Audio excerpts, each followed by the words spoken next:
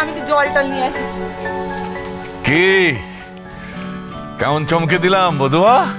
দাদু তুমি এসো এসো, বাবা মা তো বাড়িতে নেই, তুমি বসো না। না না ঠিক আছে, বসতে টসতে হবে না। আসলে আমি ওই দাদু ভাইয়ের হয়ে তোমার কাছে একটা আর্জি জানাতে এসেছি।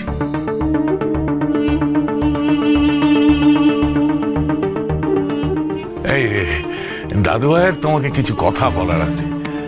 মানে তুমি তো ঠিক করে কিছু বলছো না, তা আমি দাদু ভাইকে বললাম চল আমি কথা বলিয়ে দিচ্ছি। কি কথা বলবেন দাদু? বলছিলাম যে তুমি বিয়েটা নিয়ে খুশি তো?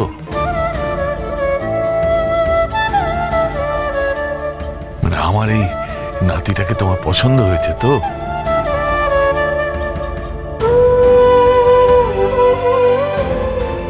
সেটুকুই শুধু জানতে চাই আমার নাতি। তুমি তো আর মুখ ফুটে কিছু বলনি। আমি অবশ্য বলে দিয়েছি যে আমার বধূয়ার তোকে খুব পছন্দ। কে পছন্দ তো? ঠিক বলেছি?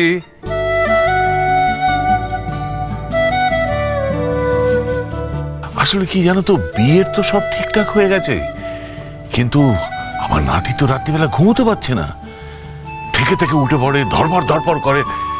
মানে এরপর যদি স্লিপ ওয়াকিং হয়, মানে ওই ঘুমের ঘরে যদি কার্নিশ টার্নিশ বেয়ে ওঠে, তাহলে তো সর্বনাশ হবে। তুমি বরং একটু কথা বলে না।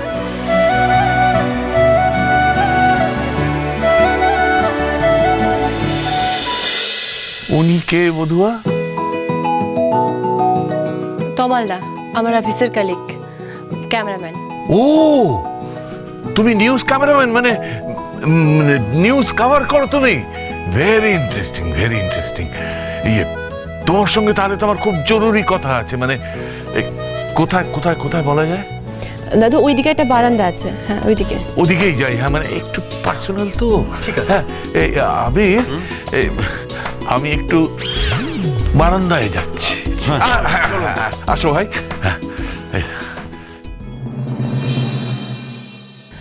আর কি বলতে চান আপনি বলুন।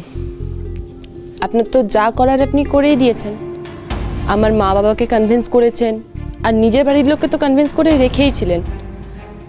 বিয়ের ডেটও ফিক্সড। আর কি চাইছেন আপনি বলুন। হাসি, তোমার মুখে হাসি আর তোমার মধ্যে খুশি দেখতে চাই পেখম।